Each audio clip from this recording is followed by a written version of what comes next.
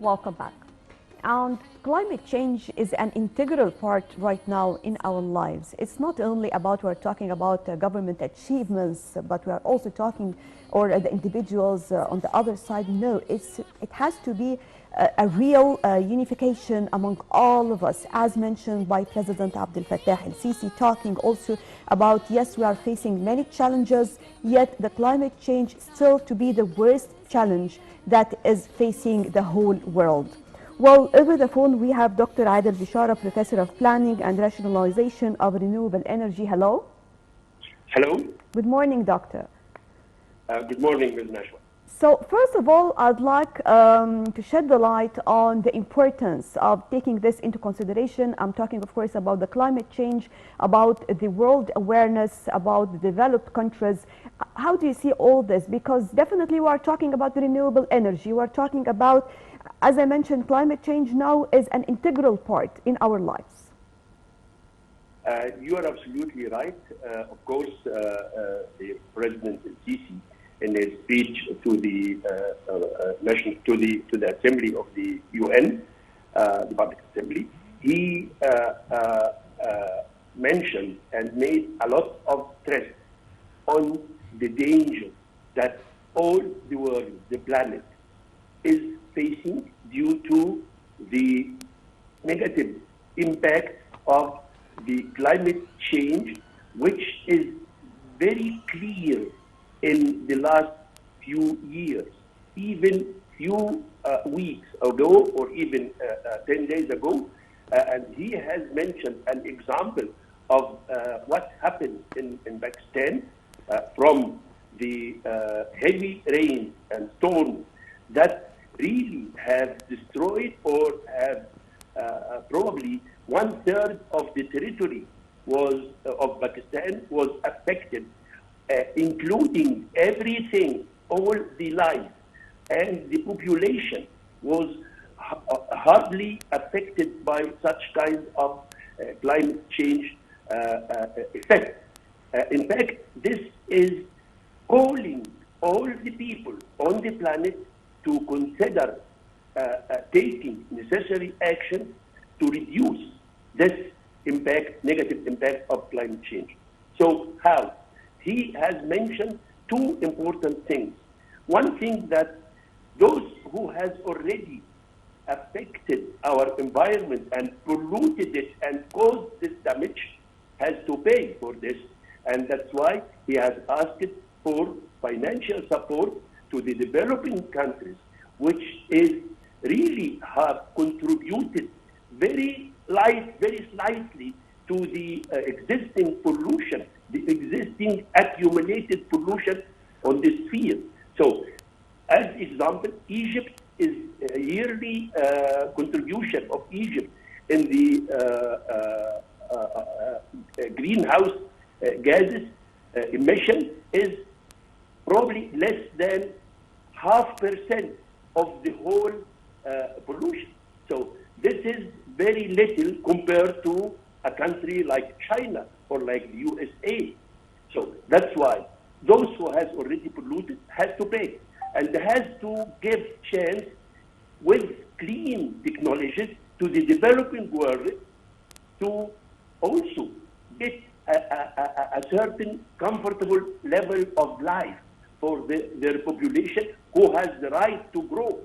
If we call people in developed countries to save energy and to make energy efficiency and to use whatever possibilities to reduce their consumption, so to have less carbon footprint on the climate. So this is legitimate because they have already got their right to make whatever they want before. And now they are asking us, guys, we need you to reduce your reduction of energy and so on. So that's why he has called for a comprehensive cooperation, putting in mind that this is legitimate now to the developing country to develop and to continue to develop and to satisfy the needs of its population with a new technology. And this is what is the president is always working for in Egypt now, And we can probably see that even the Minister of Foreign Affairs was recently, I think yesterday or the day before yesterday, he was in Greece, and he was cooperating. He was discussing the cooperation between the tripartite countries, which is Greece, Cyprus, and Egypt.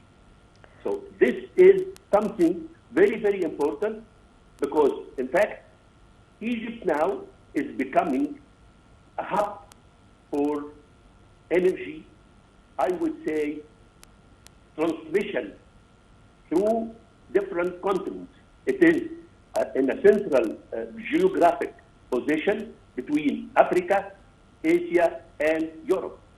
So this facilitates our role to be a real hub, a real platform, a real collective market, and also a transition point of all resources of energy, including renewables.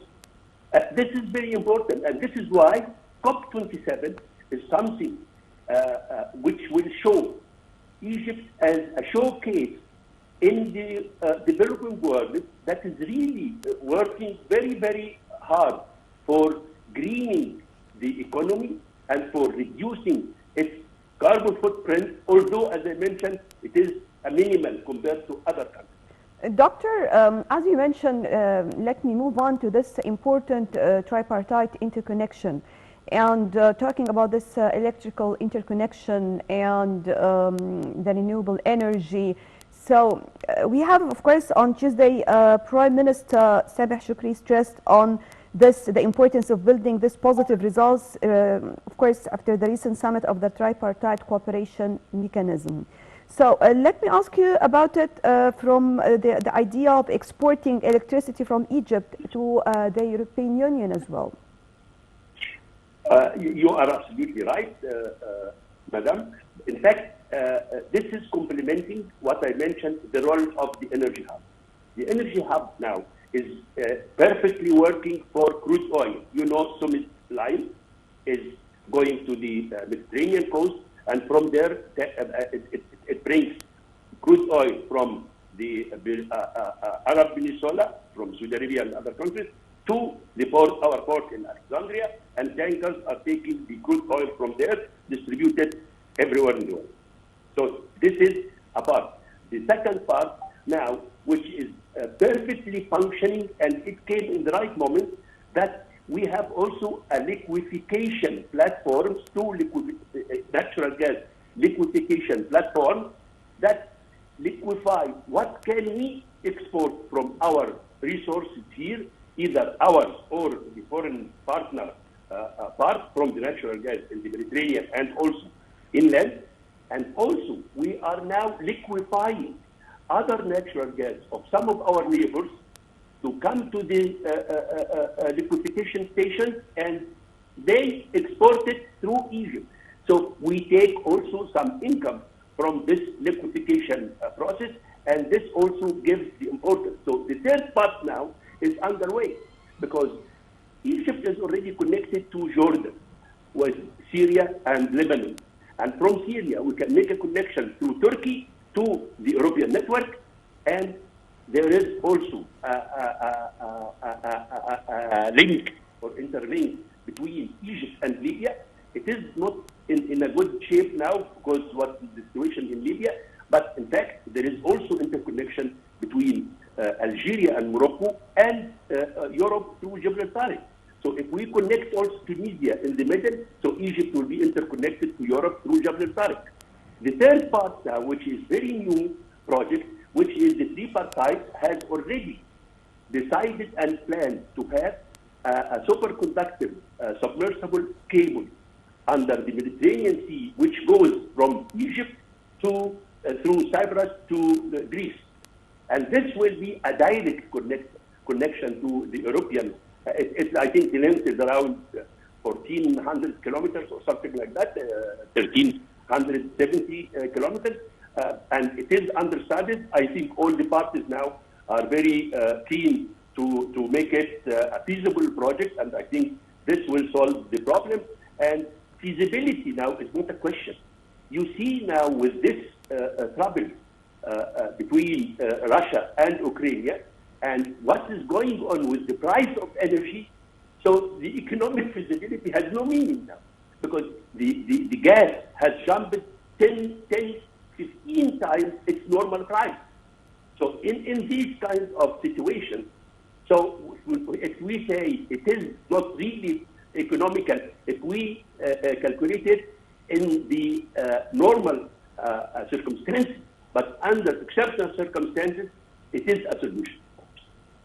So, Sarah, we're talking about the construction of an offline pipeline to transport natural gas from Cyprus, Aphrodite to the Damaita and Watco, right? Yes, this is also an additional part. But in fact, what I was trying to illustrate that natural gas to be transported in its natural status, which is a gas, is really not feasible to transport for long distances inside the country, like what we have for our natural gas network inside Egypt. It is in its original state status, which is gas.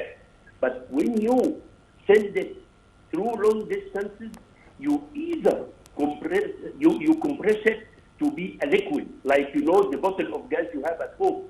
If you really shake it, you will listen to a sound of liquid inside. It's not a gas. So we try to liquefy the gas to have in a small volume a very high quantity of gas, so it is feasible to transport. And this is the tankers which now take the liquefied gas, as they call it, LNG, liquefied natural gas. And these tankers of the LNG take from the Damietta and from the other Embrolos platform, they take the liquefied natural gas and send it to Europe now. And this is a part of the solution now of the dramatic energy problem in Europe. And the line is also a project which is being studied, and this is, in fact, technically, it is like what is going on between Russia and Germany, the line there, and the line now under construction between Russia and China. So it is also one of the connection or of the interconnection channels from the hub to the surrounding areas, notably Europe. Doctor, how do you see the importance of the cooperation of this tripartite collaboration when it comes to climate change? Climate change is a global problem. It doesn't really concern any single country or even any single region. So we need, of course, to build regional cooperation to facilitate international cooperation. Because the problem now that in all the COP conferences before, ending by COP 27 in Glasgow, there was no consensus, there was no agreement between the countries, because each country has its own agenda for its development, for its export, and they don't like to have restrictions on the emissions. But this has caused a lot of problems, as we see now. We are losing money because of the climate change damage several times more than what we gain if we neglect taking all the precautions. And this is what they call it now, cost of no doing. If we do precautions, this will cost us much less than the damage. Because of the damage which is happening, lives of people has no value. I mean, has extraordinary value. It is not valued by money. So if now climate change affects the life of people, so if we leave it like that without really taking these kinds of regional work, putting hand in hand together, talking the same language, feeling the same danger, and trying to really cooperate with all what we have, all the resources. If there is a research in Egypt and probably technical support in Greece, and probably marketing in Cyprus for some renewable energy application or equipment. And we work all together. This will increase the market for that. Right. Dr. Adel Bishara, Professor of Planning and Rationalization of Renewable Energy, thank you very much for joining us. Right, and I guess with this we come to the end of our breakfast show for today. Thank you all for joining us. Stay tuned for more coming up on Nile TV International.